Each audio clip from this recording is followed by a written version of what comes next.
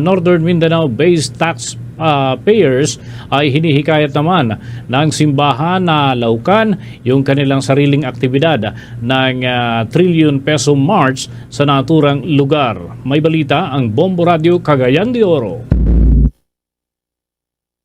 Hinikayat ng Archdiocese of Cagayan de Oro ang taong bayan na lalahukan ang kanilang sariling bersyon ng 1 trillion march na kasadaw ng isagawa sa lungsod ng Cagayan de Oro sa darating na Setyembre 21, araw ng Linggo ng umaga. Sa paglalahad ni Reverend Father Derjan Favorada, Communication Officer ng Archdiocese of Cagayan de Oro, na kailangan kumilos umano ang faith-based communities at ibang mga sektor upang isigaw ang full-scale accountability laban sa mga taong nasa likod ng nabulgar na government flood control projects corruption. Sinabi ni Favorada na ang pagpapanagot ng mga taong umano'y nangulimbad ng pirambayan ay isang paraan upang makamtan ang hustisya at pagkaroon ng maayos na pamamahala sa loob ng gobyerno. Una nang nabanggit nito na si sentro ukol sa katotohanan, pagninilay at kapayapaan ang kanilang pagtitipon na magsimula sa Rodelsa Circle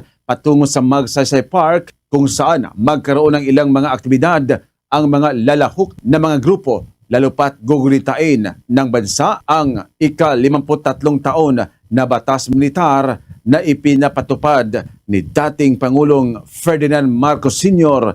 noong Setyembre 21, 1972. We will gather as one community. We are calling everyone to participate. We have to champion peace, especially calling about accountability and transparency. We have to stand up, participate in this prayer rally. Mula Bombo Radio Cagayan de Oro, Bombo Junil Ukat, ito ang Bombo Radio Philippines, the number one and most trusted source of news and information, Bas Radio Bombo! For the most trusted source of news and information, visit our website at www.bomboradio.com. Follow us on Bombo Radio mobile app, Facebook, YouTube, TikTok, and X, formerly Twitter.